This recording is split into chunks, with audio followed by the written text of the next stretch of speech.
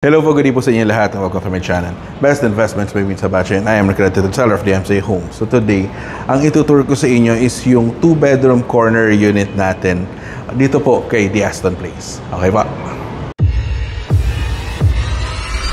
po, good evening po sa inyo lahat. Hello po, good evening po sa inyo lahat and welcome to my channel. So today naman, tara samahan niyo ako ituturo kayo sa ating 2-bedroom project updates for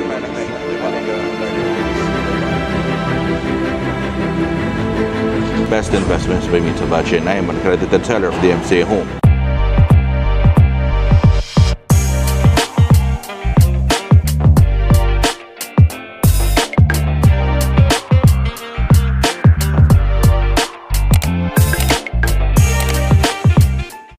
Hello po, so kamusta po kayo? So ito man, right now, I hope napanood din nyo yung 1-bedroom video ko.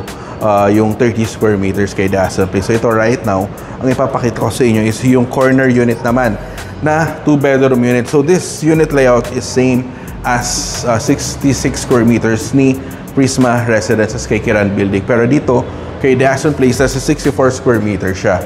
So as of June 21, ito, available pa itong unit. Pagpasok mo, okay, so nandito yung dining area mo and yung living area mo. So, before tayo pumunta dyan, pakita ko muna sa inyo yung kitchen. So, dito sa area na to, so, andito yung kitchen area natin. Okay? So, kagandahan nito, separate space, may own space ka for your kitchen para doon sa mga mahilig magluto. Hindi siya ganun kaliit kasi dito may countertop ka pa dito, yung fridge mo dito, di ba? Tapos yung range hood mo, pwede nyo po ilagay dito, and yung kitchen sink mo. Okay? Included ito sa mga turnover natin, yung cabinet system, kasama po yan. And then, dito naman sa area na to, nandito yung dining area, living and dining area natin.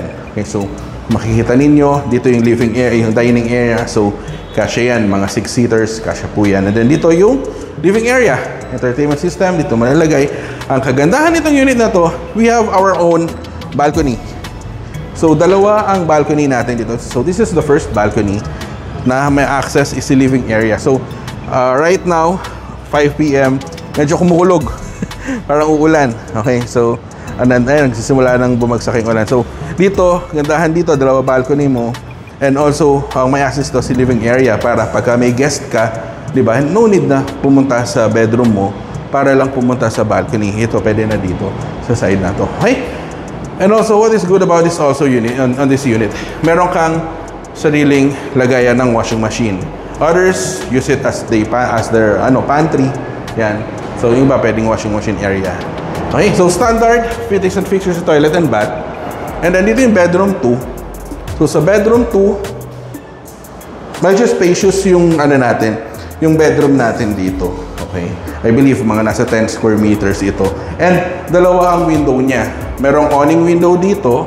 And then at the same time, meron ka ring window dito sa tabi ng air condition natin for the window type. Okay?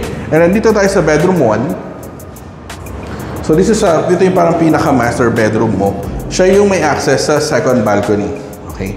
So dito kasya double bed, di ba? So ito yung pinakamalaking room dito sa unit na to. So tara pa, labas tayo ngayon dito sa balcony. So dito sa balcony, this is a standard size. So standard size natin ito is nasa 8 square meters. Ayan, nakikita niyo kumikidlat. Ang laki nung clouds dito. Ipakita ko po sa inyo. Ayan, nakikita po ninyo yung clouds natin dito. Ayan, currently maulan ngayon dito sa Aston Place. Okay. So, yan. So, ayun. So, for those who are interested po about this project, nandiyan yung numbers ko, naka-flash sa screen nyo, may contact me anytime. Through Viber, through WeChat, through Facebook Messenger, through WhatsApp. Pwede tayo mag-schedule ng online presentation via Zoom or pwede tayo mag-schedule ng site viewing. So, pwede natin puntahan ito at ipakita sa inyo yung mga actual units. So, right now, may mga nag-reopen na less than 10 units. So, dun sa mga interested po, you may contact me anytime. Okay? So, thank you very much for watching po. Please don't forget to hit the subscribe button and notification bell para every time na nag-upload ako ng bagong video kay YouTube, ma-notify kayo. So, thank you for watching po. God bless po. Stay safe po. Bye-bye po.